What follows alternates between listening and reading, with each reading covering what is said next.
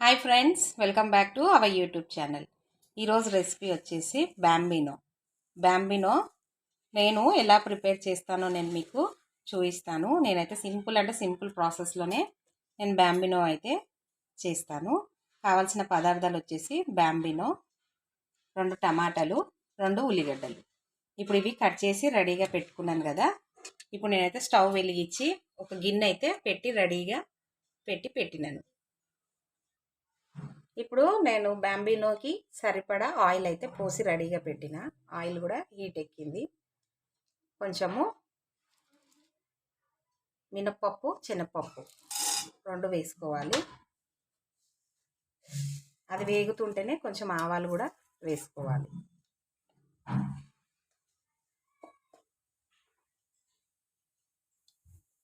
ఇప్పుడు మనము కొంచెం జీలకర్ర కూడా వేసుకోవాలి. ఈ 2 మంచిగా ఇట్లా ఫ్రై అయినాయి కదా, జీలకర్ర కూడా వేసుకోవాలి.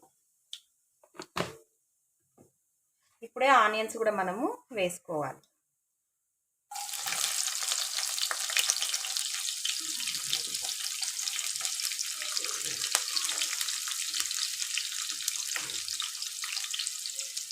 ఇప్పుడు ఈ ఆనియన్స్ మంచిగా మనము ఫ్రై అయినది చేసుకోవాలి. ఇప్పుడు ఆనియన్స్ మంచిగా ఇట్లా ఫ్రై అయినాయి కదా, ఇప్పుడు టమాటాలు కూడా యాడ్ చేసుకోవాలి. యాడ్ చేసుకున్న తర్వాత ఇట్లా ఒకసారి కలుపుకోవాలి.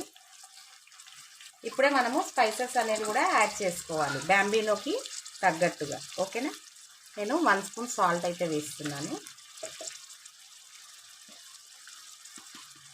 మిర్చి పౌడర్ కూడా నేను 1 స్పూన్ వేస్తున్నాను. పసుపు కొంచెం, అంటే కొంచెమే అల్లం పేస్ట్ అనేది వేస్తున్నాను. ఎక్కువ వేస్తే స్మెల్ అనేది వస్తుంది, సో అందుకని చెప్పేసి కొంచెం తక్కువ వేస్తున్నాను. ఇప్పుడు ఇట్లా మిక్స్ చేసుకున్నాం కదా, ఇది కొంచెం మనము టమాటాలు, ఉల్లిగడ్డ అంతా మంచిగా ఉడికేదాకా మనం ఉడికించుకోవాలి.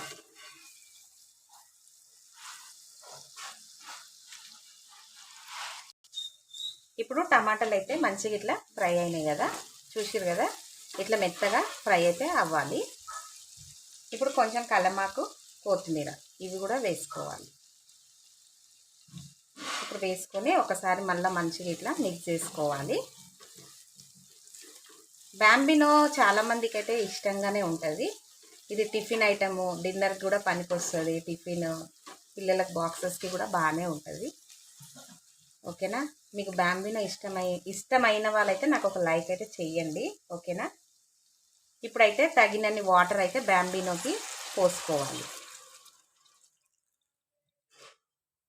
నేనైతే 2 గ్లాసెస్ వాటర్ యాడ్ చేస్తున్నాను.